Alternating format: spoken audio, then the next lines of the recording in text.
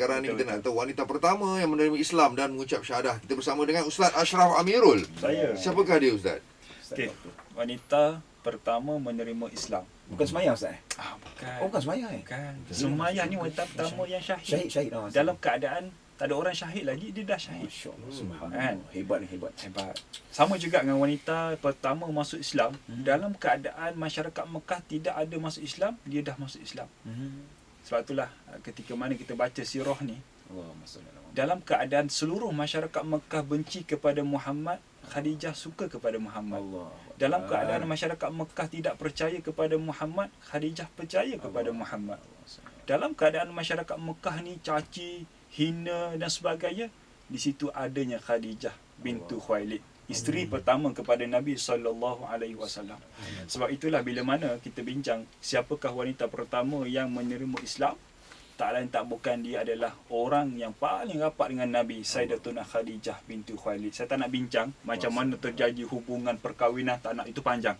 Kita nak bincang macam mana dia boleh menerima Islam daripada Nabi. Sebab itulah Khadijah ni bila mana Nabi dia berkahwin dengan Nabi, dia antara ataupun nombor satu yang menjadi tulang belakang kepada Nabi. Betul. Tengok apa yang berlaku kepada Khadijah, yang dibuat kepada Nabi dan Nabi buat kepada Khadijah. Bila mana Nabi dia nak duduk dekat Gua Hira, nak bersendiri, ketika itu Khadijah apa yang dia buat? Dia siapkan makanan, bekalan makanan, dia pergi naik ke Gua Hira. Dalam keadaan ulama kata ketika itu Khadijah mengandung.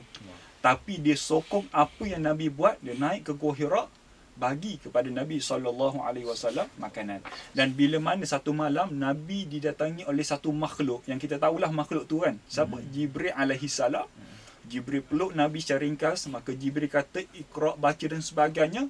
Maka Nabi baca-baca. Selesai saja perbualan antara Nabi dengan Jibril. Jibril ajar Nabi surah Iqra dan sebagainya. Nabi turun ke lereng-lereng bukit. Siapa pernah pergi Mekah dia tahulah lereng bukit dekat tanah Arab tu macam mana. Kata Nabi SAW dalam satu hadis, ketika mana aku sampai di lereng-lereng bukit, ketika itu Jibril menunjukkan rupa asalnya. Itu kali pertama Jibril menunjukkan rupa asal kepada Nabi. Yang mana kata Nabi, ketika mana aku menolehkan pandangan aku ke sebelah kanan, aku masih lagi melihat sayap Jibril sampai ke ufuk timur. Maka aku mengalihkan pandangan aku ke sebelah kiri.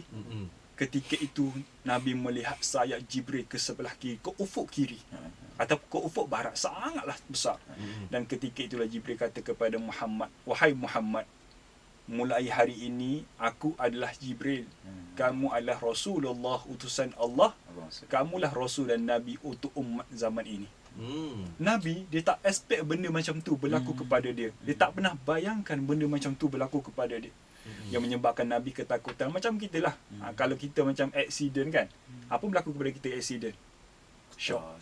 Sebab itulah kadang-kadang kalau kita tanya orang accident, ada sakit tak? Tak ada rasa sakit pun. Dia tak rasa. After 1 hours, confirm rasa kebas, sakit dan sebagainya. Sama juga dengan Nabi. Dia balik ke rumah, sampai dekat rumah dia kata kepada Sayyidatuna Khadijah, wahai Khadijah, zammiluni, selimutkan aku wahai Khadijah. Sangatlah sejuk. Maka Khadijah apa dia buat? Dia sama macam isteri yang solehah pada hari ini. Dia tidak bebel kepada Nabi. Itulah, jangan orang katanya pergi juga kan. Balik lewat malam, tapi tidak. Tak kala dia melihat Nabi dalam keadaan ketakutan, dia pergi kepada Nabi, selimutkan Nabi. Sebab itulah isteri yang baik, isteri yang selalu menenangkan hati suaminya, dan suami yang baik adalah suami yang selalu melindungi isterinya. Dan ketika itulah Sayyidatuna Khadijah, sikit lagi Nabi ceritakan kepada Khadijah, maka Khadijah kata kepada Nabi, aku ada satu sepupu yang bernama Waraqah ibn Naufal. Dia menghafal kitab Taurat dan kitab Injil. Jom pergi jumpa dia, ceritakan kepada dia. Dan ketika itulah Nabi ceritakan kepada Waraqah ibn Naufal, sepupu kepada Khadijah. Kata Waraqah, wahai Muhammad, kamulah Nabi, kamulah Rasul untuk umat ini mulai hari ini. Yang datang kepada kamu Jibril, yang dibacakan kepada kamu itulah kitab untuk kamu.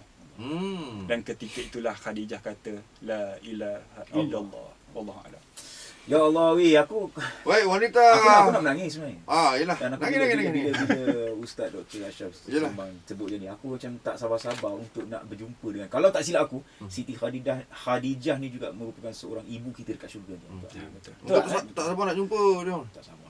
Okay. Ibu. Aku doakanlah. Amin amin insya-Allah. InsyaAllah. So, fakta dia sekarang wanita pertama mengucap syahadah adalah Siti Khadijah. Siti Khadijah, Betul-betul.